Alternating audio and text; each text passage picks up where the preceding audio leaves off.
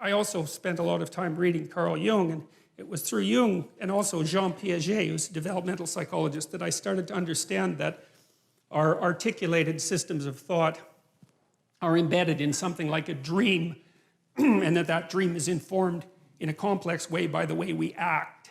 So, you know, we act out things we don't understand all the time. And if that wasn't the case, then we wouldn't need a psychology or a sociology or an anthropology or any of that, because we would be completely transparent to ourselves. And we're clearly not. So we're much more complicated than we understand, which means that the way that we behave contains way more information than we know. And part of the dream that surrounds our articulated knowledge has been extracted as a consequence of us watching each other behave and telling stories about it for thousands and thousands and thousands of years, extracting out patterns of behavior that characterize humanity and trying to represent them partly through imitation, but also through drama and mythology and literature and art and all of that, to represent what we're like so that we can understand what we're like. And I see in it the struggle of humanity to rise above its animal forebears, say, and to become conscious of what it means to be human. And that's a very difficult thing, because we don't know who we are, what we are, where we came from, or any of those things. And, you know, the life is an unbroken chain going back 3.5 billion years. It's an absolutely unbelievable thing. Every single one of your ancestors reproduced successfully for 3.5 billion years. It's absolutely unbelievable. We rose out of the dirt and the muck, and here we are, conscious but not knowing, and we're trying to figure out who we are. Freud, I suppose, in some sense, started to collate the information that we had pertaining to the notion that people lived inside a dream. You know, it was Freud who really popularized the idea of the unconscious mind. And we take this for granted to such a degree today that we don't understand how revolutionary the idea was. Like what's happened with Freud is that we've taken all the marrow out of his bones, so to speak, and left the husk behind. And, you know, now when we think about Freud, we just think about the husk, because that's everything that's been discarded. But so much of what he discovered is part of our popular conception now, including the idea that your perceptions and your actions and your thoughts are all, what would you say, informed and shaped by unconscious motivations that are not part of your voluntary control. And that's a very, very strange thing. It's one of the most unsettling things about the psychoanalytic theories, because the psychoanalytic theories are something like, you're a loose collection of living sub-personalities, each with its own set of motivations and perceptions and emotions and rationales, all of that. And you have limited control over that. So you're like a plurality of internal personalities that's loosely linked into a unity. You know that because you can't control yourself very well, which is one of Jung's objections to Nietzsche's idea that we could create our own values. So Jung didn't believe that, especially not after interacting with Freud, because he saw that human beings were affected by things that were deeply, deeply affected by things that were beyond their conscious control. And no one really knows how to conceptualize those things. You know, the cognitive psychologists think about them in some sense as computational machines. And the ancient people, I think, thought of them as gods, although it's more complex than that. Like rage would be a god. Mars, the god of rage, that's the thing that possesses you when you're angry. You know, it has a viewpoint, and it says what it wants to say, and that might have very little to do with what you want to say when you're being sensible. And it doesn't just inhabit you, it inhabits everyone, and it lives forever, and it even inhabits animals. And so it's this transcendent psychological entity that inhabits the body politic like a thought inhabits the brain. That's one way of thinking about it. It's a very strange way of thinking, but it certainly has its merits. And those things, well, in some sense, those are deities, although it's not that simple. And so Jung got very interested in dreams and started to understand the relationship between dreams and myths, because he would see in his clients' dreams echoes of stories that he knew because he was deeply read in mythology.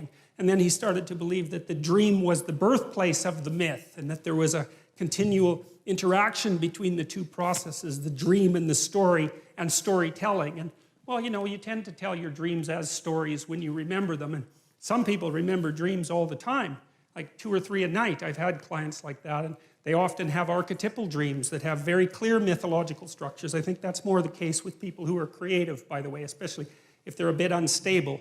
at the time, because the dream tends to occupy the space of uncertainty and to concentrate on fleshing out the unknown reality before you get a real grip on it. So it's like the dream is the birthplace of thinking. That's a good way of thinking about it. And so because it's the birthplace of thinking, it's not that clear. It's doing its best to formulate something.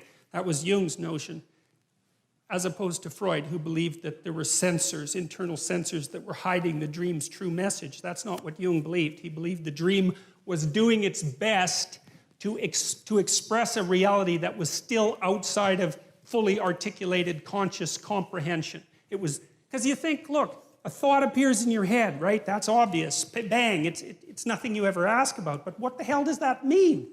A thought appears in your head. What kind of ridiculous explanation is that? You know, it just doesn't help with anything. Where does it come from? Well, nowhere. It just appears in my head. Okay, well, that's not a very sophisticated explanation, as it turns out, you know? And so you might think that those thoughts that you think, well, where do they come from? Well, they're often someone else's thoughts, right? Someone long dead, that might be part of it, just like the words you use to think are utterances of people who've been long dead. And so you're informed by the spirit of your ancestors. That's one way of looking at it. And your motivations speak to you, and your emotions speak to you, and your body speaks to you. And it all does all that, at least in part, through the dream.